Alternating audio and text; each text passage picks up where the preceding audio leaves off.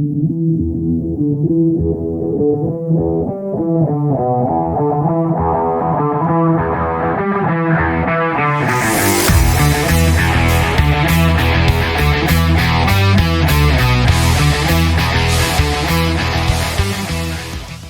semua, kembali lagi ke channel Traveler Football bersama Om Simon Nainggolan.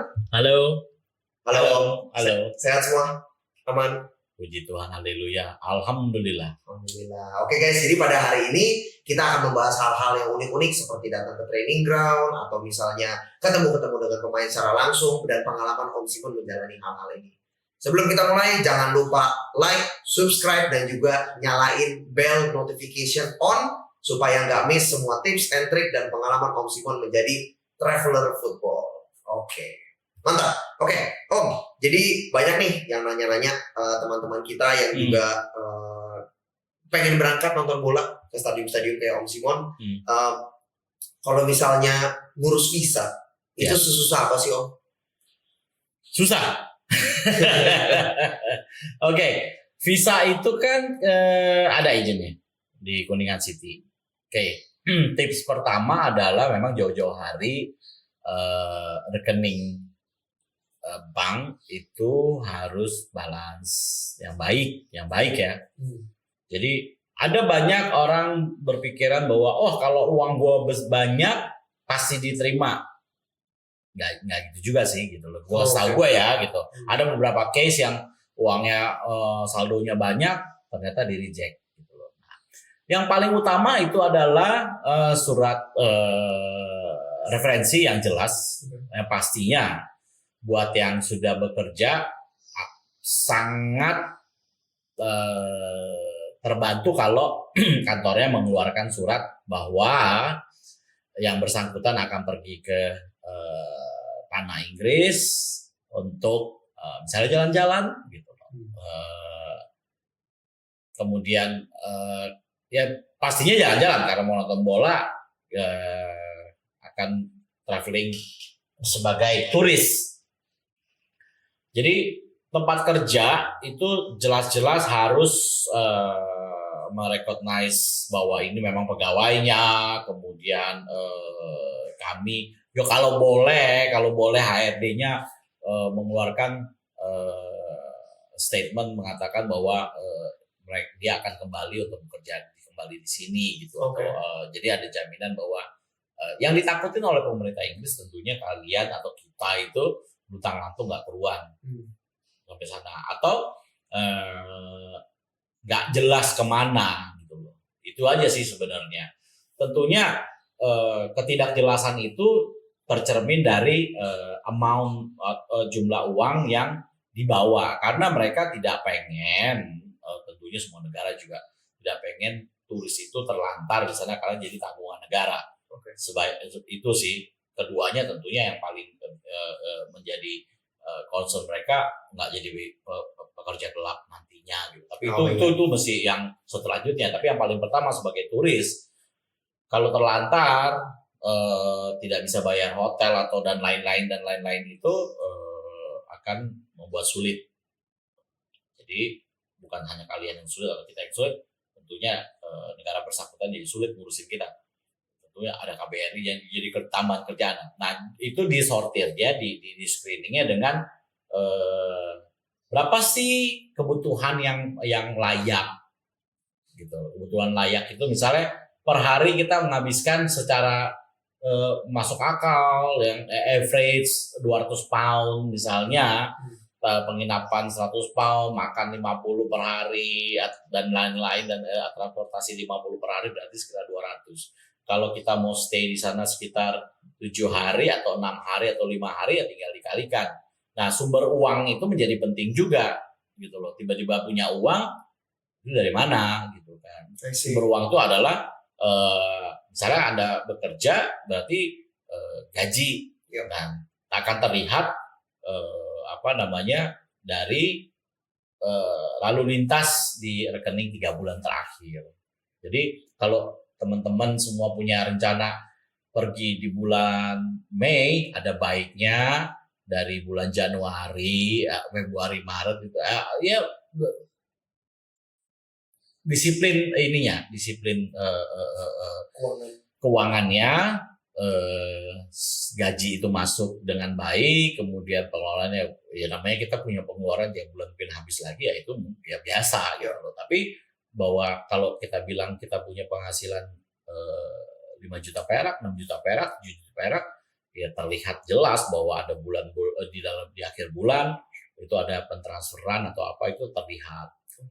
Saya sama sekali nggak tahu bagaimana cara mereka men-screening, karena itu kan hak prerogatif mereka gitu. Maksudnya kita nggak tahu. Saya nggak mau sotoy bilang bahwa kalau begini lu pasti dapat, kalau begini lu nggak dapat. Nggak, sama saya. I don't know at all. To be exact, apa yang menjadi orang di reject atau diiyakan itu agak sulit kalau gua yang bilang pasti begini, nggak, tapi guidelines-nya yang penting itu referensi pertama yang menjadi jaminan bahwa kita itu atau kalian tidak terlunta-lunta di sana, itu yang paling penting gitu. Jadi kalau ada misalnya ada badan atau company atau apapun yang bisa mengeluarkan surat, misalnya seluruh biaya-biaya yang bersangkutan akan kami tanggulangi, misalnya dari mulai hotelnya segala macam. Nah, institusi atau PT atau yang mengatakan begitu, itu akan jauh lebih bisa membuat chance untuk mendapat visa itu lebih besar. Itu visa. Kemudian waktu pengurusan itu sekarang itu cukup memakan waktu. Ada 2 jenis yang secara ekspres, which is kita harus tambah juga uang yang lebih mahal, kurang lebih tambahannya sekitar 5 juta perak gitu. Kalau yang normalnya 3,8 tuh fairnya sekitar 4 mingguan lah, gitu. Jadi untuk teman-teman yang mau berangkat juga harus direncanain ya. Katakan sampai 5 minggu, 4 sampai ke 5 minggu. Jadi itu yang objektifnya sekitar waktu pengurusannya seperti itu. Karena paspor kita akan dikirim ke Manila dan kemudian akan dikirim balik kemari ketika sudah di-approve ataupun ditolak gitu. Jadi yang paling penting itu kemudian ya kalau ada agent yang bisa mengurus itu mungkin akan lebih gampang.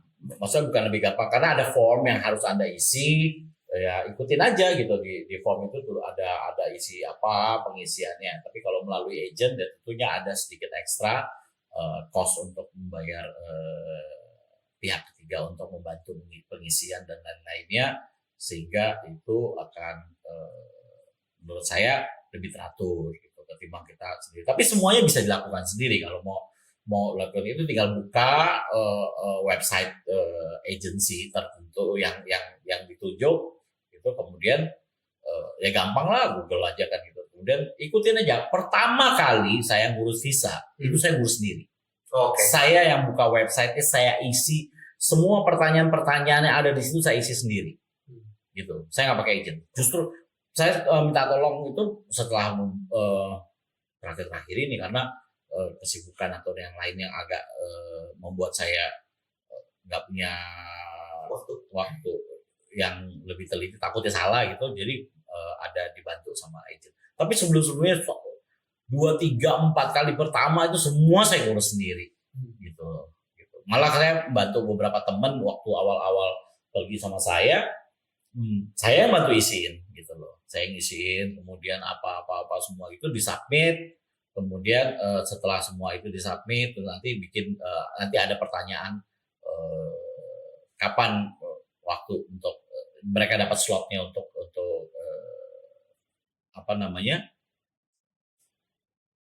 menyerahkan semua dokumen-dokumennya itu. Itu sih kalau visa. Jadi soalnya visa itu ya itu awal dari semua your journey lah perjalanan. Jadi itu dulu yang dipikirin. Jadi banyak orang, gue mau ke Anfield, tapi ngurus nggak mau. Betulin rekening banknya nggak peduli. Terus kemudian ntar pinjam duit dong buat supaya saldo gue banyak. Ya itu nggak gitu juga kali ya gitu. Karena kan dia mintanya rekening, kedisiplinan dia lihat nih, ini orang punya income yang tetap nggak atau gimana supaya ada sumber dananya kelihatan jelas gitu. Itu aja gitu.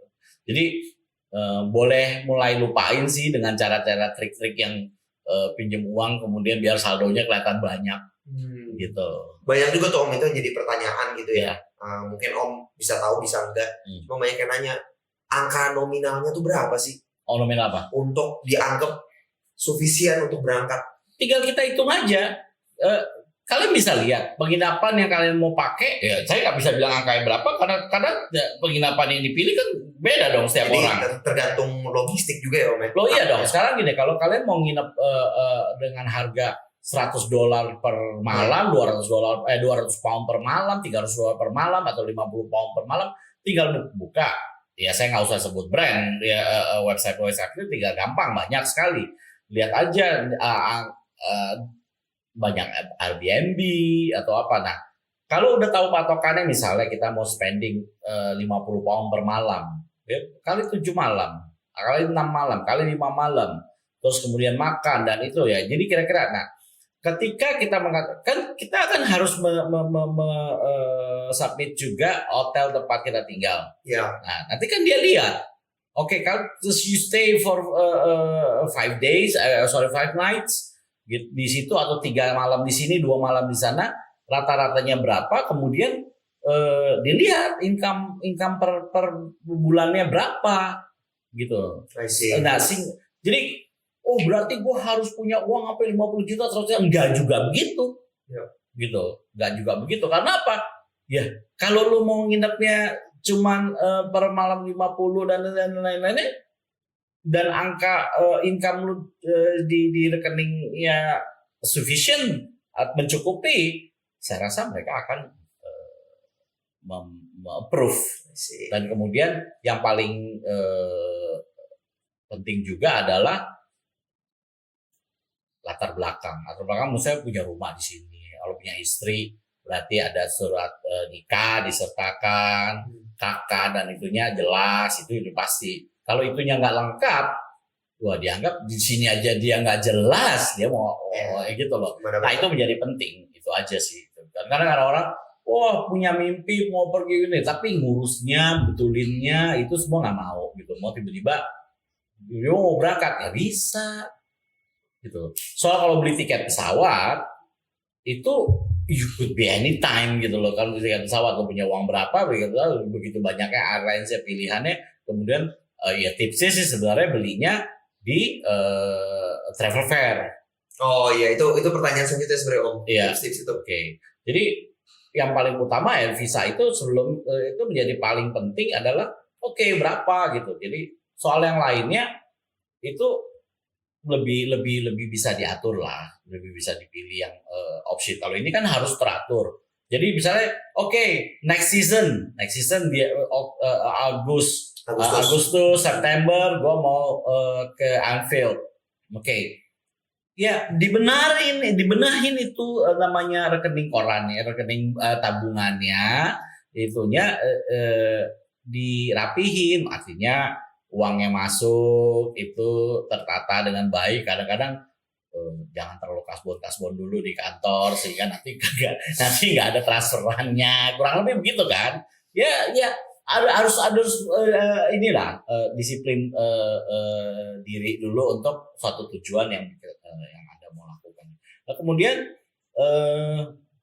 sekiranya minta bantuan orang lain pun ya, tapi tertata dengan rapi. Saya sih nggak ngajarin untuk tricky, tapi juga yang last minute kemudian pinjam 50 juta biar ada rekeningnya 50 juta muncul gitu.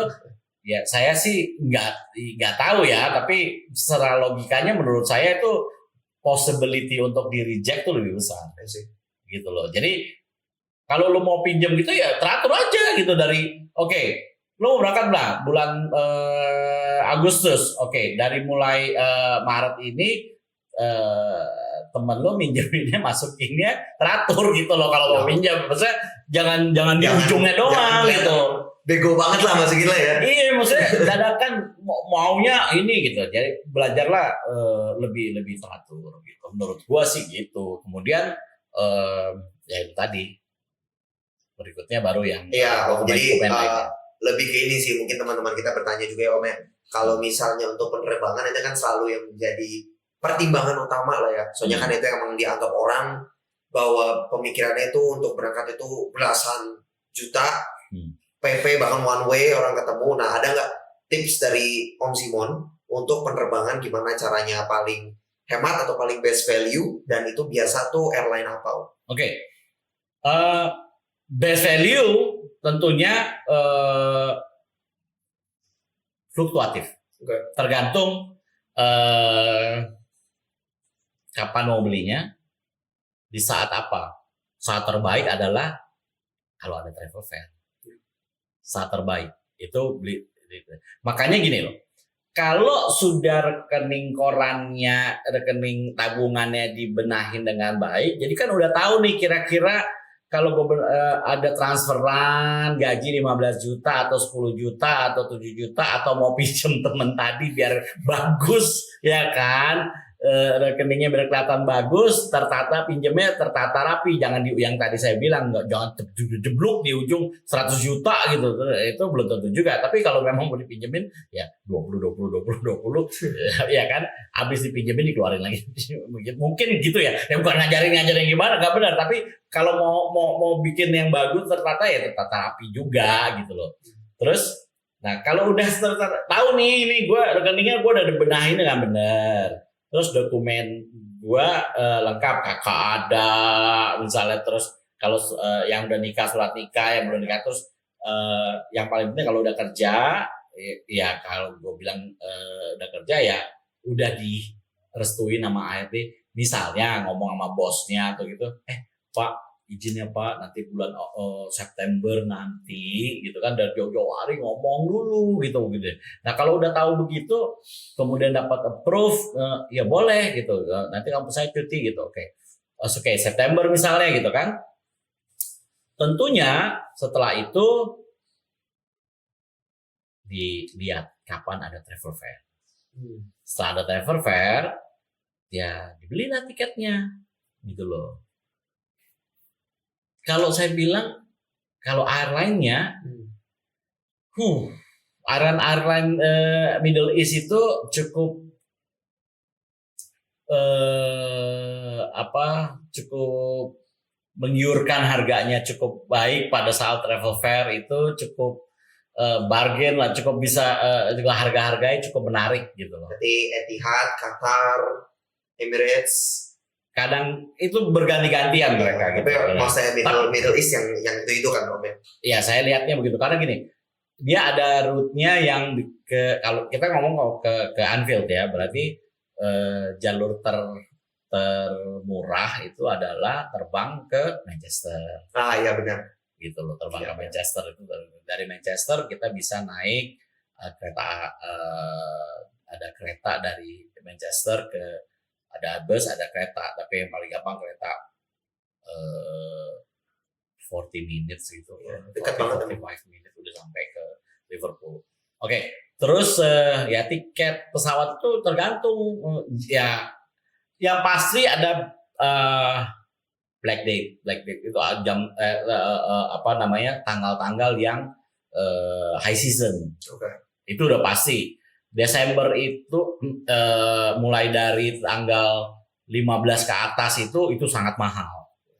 Hindari kalau mau ini ya, mau hemat, hindari dari tanggal 12 13 Desember apalagi 15 ke atas tuh hindari pergi di tanggal itu. Karena itu. Kemudian summer pastinya. Tapi ya summer kalau mau ke Alfi ada juga pertandingan nggak ada juga sih. Iya. Nah, tapi occasionally misalnya di bulan-bulan Maret tuh Sabtu jadi mahal, mungkin gitu kan, ada apa gitu, kemudian dia jadi lebih mahal gitu. Jadi makanya yang menurut saya sih dari pengalaman, jaminan yang pasti murah itu adalah pas travel fair. Travel fair itu ada travel fair airline. Beberapa teman-teman cari airline yang ada Oman Air atau apa, Saudi Arabian itu lebih murah gitu. Ya terserah sih, itu pilihan kan. Mungkin jadi saya nggak boleh juga bilang saya bawa itu lebih jelek atau lebih bagus, ini lebih bagus, itu lebih ini, enggak. Itu selera. Terus kemudian Yang pasti stamina kalian kalau udah mau cari yang rada murah, stamina kalian harus agak hebat karena harus kuat. Kenapa? Biasanya yang lebih ada beberapa teman bisa dapat 9 juta pulang pergi. Gila murah banget. Iya. Tapi Max 11-12 juta ada. Tapi biasanya nih transitnya 6 jam. Transitnya pasti akan transit kan? Transit kalau naik Emirates di Dubai, terus kemudian di Abu Dhabi, di Doha gitu kan. Naik Saudi Arabia juga ada di Bandar Oman dan seterusnya, ada tergantung airline-nya. Nah biasanya kalau yang tiket itu dia punya jeda untuk transitnya itu panjang, gitu. Some of them gue lihat bisa sampai 9 jam transitnya. Barat inap lah ya di airport lah.